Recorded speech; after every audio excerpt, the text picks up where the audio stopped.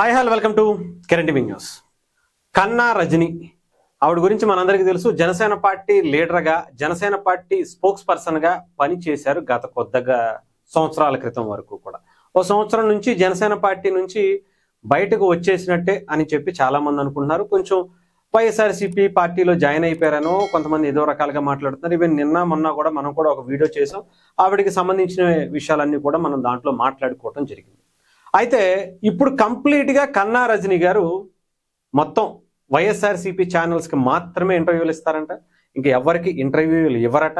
ఎందుకంటే ఆవిడ ఓన్లీ వైఎస్ఆర్సీపీకి సపోర్ట్గానే మాట్లాడుతున్నారు కాబట్టి మిగతా వాళ్ళు ఎవరు కూడా పిలవట్లేదని అనుకోవాలి. మనం పిలిచినా కూడా నెగిటివ్ అయ్యేటువంటి పరిస్థితి ఉంది కాబట్టి ఆవిడ రాను అని కూడా చెప్తున్నారు. అయితే ఇక్కడ కొంతమంది ఏమంటున్నారంటే, రీసెంట్గా వైఎస్ఆర్సీపీ పార్టీ అయితే ఒక రేంజ్లో వాళ్ళ సాక్షి పేపర్ కావచ్చు, సాక్షి టీవీ అయితే కంప్లీట్గా ఆవిడనే ఫోకస్ చేసి డిబేట్ల మీద డిబేట్లు నడిపేస్తున్నారు. ఆవిడ చెప్పింది ఇది, దాంట్లో చాలా వ్యాలిడ్ పాయింట్ ఉందని చెప్పి కొంతమంది అనలిస్టులని, సీనియర్ జర్నలిస్టులని దాంట్లో కూర్చోబెట్టేసి ఒక రేంజ్లో ఆవిడకి హైప్ ఇచ్చుకుంటా కూర్చుంటున్నారు. ఇక్కడ ఈ తింగరోళ్ళకి నాకైతే అర్థం అవట్లా. నిజంగా మట్టి బుర్రలా, గొర్రె బుర్రలా, ఏం బుర్రలు నాకైతే తెలియదు. కానీ ఆవిడ మిమ్మల్ని తిడుతుందిరా బాబు మీకు అర్థం అవట్లేదు అంటే కొంతమంది ఎలివేషన్స్ ఇచ్చినటువంటి వీడియోస్ని సోషల్ మీడియాలో పోస్ట్ చేస్తున్నారు. అవి ఎలాంటివంటే, ఇప్పుడు జగన్మోహన్ రెడ్డి గారు వచ్చారు, అధికారంలో ఉన్నప్పుడు ఆయన ఏం చేశాడో మనం చూసాం. మళ్ళీ మీరు వచ్చిన తర్వాత కూడా అదే చేస్తే అలా, అంతకు మించి అరాచకం చేస్తున్నారు, కూటమి ప్రభుత్వంలో టీడీపీ మాత్రం ఇలా చేస్తుందని చెప్పి చాలా చెప్తుంది. ఇక జగన్మోహన్ రెడ్డి గారు మళ్ళీ వస్తే గనక మీకు మామూలుగా ఉండదురా, ఒక్కొక్కడిని వెతికి వెతికి వేటాడతాడరా అని చెప్పి ఆవిడ మాట్లాడినటువంటి మాటల్ని వాళ్ళు పేటీఎం బ్యాచ్కి చెప్పానుగా, మట్టి బుర్ర, గొర్రె బుర్ర, వాళ్ళకి మైండ్లో మోకాల్లో ఉంటుందా లేదా అరికాల్లోకి పోతుందో అర్థం కాదు. అంటే జగన్మోహన్ రెడ్డి అనే వ్యక్తి మళ్ళీ వస్తే రాష్ట్రం రావణ కాష్టం అయిపోద్ది, అరాచకానికి అడ్డాగా ఆంధ్రప్రదేశ్ తయారవుతుందని చెప్తుంది ఆవిడ. ఈ తింగరకి వేదవలకి అర్థం అవట్లా. ఇంకేముంది ఆవిడ, ఇంకేముంది, మా వాడికి ఎలివేషన్స్ ఇచ్చేస్తున్నారు, మా నాయకుడు పెద్ద తోపు తురుమని చెప్తున్నాడని అనుకుంటున్నారు అక్కడ. కానీ అక్కడ ఆవిడ మీ పరువు మొత్తం తీసి గంగలో గలుపుతుంది.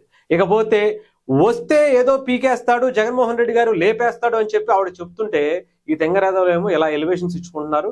ఇంకొక పక్క ఏమవుతుందంటే, ఆవిడ కూడా అర్థం చేసుకోవాల్సింది ఒకటి. మేడం గారు మీకు తెలుసు కాబట్టి నేను చెప్పదలుచుకున్నా, జగన్మోహన్ రెడ్డి గారు 2019లో 24 వరకు ఉన్నారు. అప్పుడే ఏమీ పీకలేని ఆయన, అప్పుడే ఏదో పీకేస్తానని చెప్పి వచ్చిన ఆయన మళ్ళీ 2029కి వచ్చేటప్పటికి కొత్తగా పీకేదే ఉంటుంది చెప్పండి. అర్థమైందా? ఇంకా దాని గురించి భయపడడానికి ఆంధ్రప్రదేశ్లో ముఖ్యంగా పవన్ కళ్యాణ్ గారు, మీరు ఎక్కువగా పవన్ కళ్యాణ్ గారిని ఉదహరించే, ఎక్కువగా అన్నా మీరు తిరగబడాలి, అన్నా మీరు మాట్లాడాలి అని మాట్లాడుతున్నారు కదా. ఇక్కడ జగన్మోహన్ రెడ్డి గారికి పవన్ కళ్యాణ్ గారు అస్సలు భయపడటం పక్కన పెడితే ఆయన గురించి ఆలోచించడం కూడా మానేశారు. ఆయన గురించి ఎంత మాట్లాడకపోతే అంత మంచిదని చెప్పి ఆయనకి అనవసరంగా హైపిస్తున్నామేమో చెప్పి పవన్ కళ్యాణ్ గారు తీసి కరేపాకులో తినే ముందు తీసి కరేపాకును పక్కన పడేస్తారు చూసారా, అంతకన్నా దారుణంగా చూస్తున్నారు పవన్ కళ్యాణ్ గారు ఆయన. సో మీరు పెద్దగా ఆయన్ని హైలైట్ చేసి మీరు మరి ఇప్పుడు గతంలో చాలా మంది ఇప్పుడు మాట్లాడుతున్నారు, మీరు వైఎస్ఆర్సీపీ పార్టీకి వెళ్ళిపోయారని, మీ ఇంట్లో వాళ్ళందరూ కూడా వైఎస్ఆర్సీపీ పార్టీ అని, మీరు మాత్రమే జనసేన ముసుగులో కొవ్వట్టుగా వైఎస్ఆర్సీపీ ప్రతినిధిగా కొవ్వట్టుగా జనసేన పార్టీకి వచ్చారు అని చెప్పి చాలా మంది చాలా రకాలుగా మాట్లాడుతున్నారు. అసలు మీ పేరు కన్నా కాదు నక్క అని ఇంకొంతమంది మాట్లాడుతున్నారు. నక్క బుద్ధులు చూపిస్తుందని చెప్పి ఇంకొంతమంది చెప్తున్నారు. బట్ ఏదేమైనా కానీ మేమంత పదాలు మాత్రం వాడదలుచుకోలేదు. కానీ మీరు ఒకటి గుర్తుపెట్టుకోండి, మీరు ఎలివేషన్స్ ఇస్తే జగన్మోహన్ రెడ్డి గారు వాళ్ళ పేటీఎం బ్యాచ్కి ఎలివేషన్స్ అవుతాయేమో కానీ, వాళ్ళు వేసుకుంటున్నారేమో కానీ జనాలకు అర్థమైపోతుందండి. మీకు ఆ వైఎస్ఆర్సీపీ ఆ పేటీఎం బ్యాచ్ లేదంటే సాక్షి మీడియాలో వాళ్ళ పేపర్లో చూపించేటువంటి ఎలివేషన్స్ చూస్తుంటే మనకు అవే కనిపిస్తాయి. ఎందుకంటే వాళ్ళు పొగుడుతున్నటువంటి అదిగో బాగా కౌంటర్ ఇచ్చింది, అదిగో పవన్ కళ్యాణ్ గారికి అదిగో కూటమికి ఇచ్చేసిందని అది మాత్రమే కనిపిస్తుంది. కానీ యువతల పక్క దాన్ని దాటి యువతల పక్క చూడండి.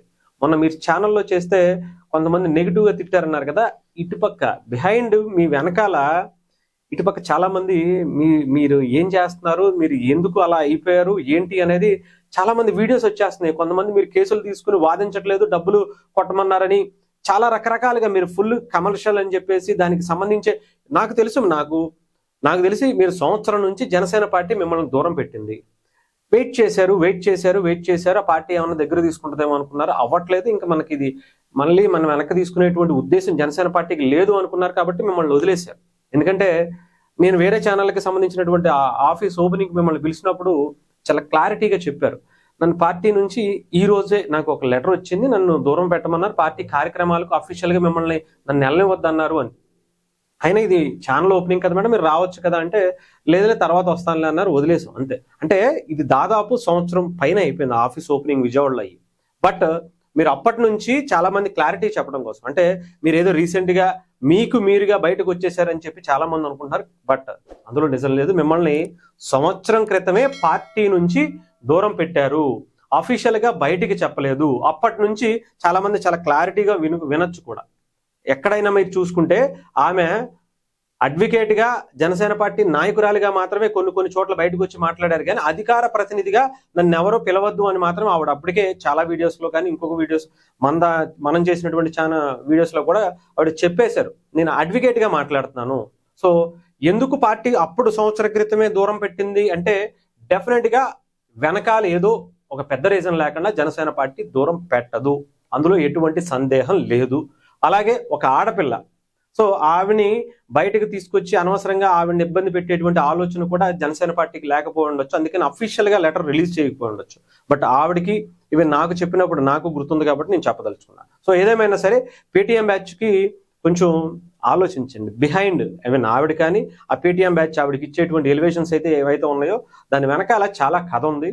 ఆవిడ మీ చట్రంలో ఆవిడ ఇరుక్కుపోయినట్టుగా అనిపిస్తుంది. కొంచెం సోషల్ మీడియాలో కొంచెం వైరల్ అవుతున్నటువంటి పరిస్థితి అయితే కనిపిస్తుంది. జనసేనలో ఎటువంటి పదవి లేనటువంటి వాళ్ళందరికీ కూడా వైఎస్ఆర్సీపీ చాలా ప్రాధాన్యత ఇవ్వడానికి సిద్ధం అవుతుంది, వాళ్ళకి ఎలివేషన్స్ ఇస్తుంది అని చెప్పి కన్నా రజనీ గారు ఇప్పుడు మిమ్మల్ని అనుకుంటున్నారే కానీ గతంలో జనసేన పార్టీకి సంబంధించినటువంటి నాయకులు ఎవరైతే ఉన్నారో వాళ్ళ చరిత్ర, వైఎస్ఆర్సీపీకి వెళ్ళిపోయిన తర్వాత వాళ్ళ భవిష్యత్తు, వాళ్ళ జీవితం ఏమైపోయిందో జస్ట్ ఒక్కసారి మీకు జనసేన పార్టీకి సంబంధించిన చాలా మంది నాయకులు వైఎస్ఆర్సీపీలోకి వెళ్ళారు. కొప్పడబొండాల కత్తులు కావచ్చు, లేదంటే నెల్లూరు జిల్లాకి సంబంధించినటువంటి వ్యక్తులు కావచ్చు, గోదావరి జిల్లాలకు సంబంధించినటువంటి వ్యక్తులు కావచ్చు, ఎమ్మెల్యేలుగా, ఎమ్మెల్యే క్యాండిడేట్లుగా, జిల్లా ఇన్ఛార్జీలుగా, నాయకులుగా చలామణి అవుతూ ఎమ్మెల్యే స్థాయి, మినిస్టర్ స్థాయిలో లెవెల్లో ఉండేటువంటి వ్యక్తులందరూ ఇప్పుడు కార్పొరేటర్కి తక్కువ అన్నట్టు అయిపోయింది పరిస్థితి.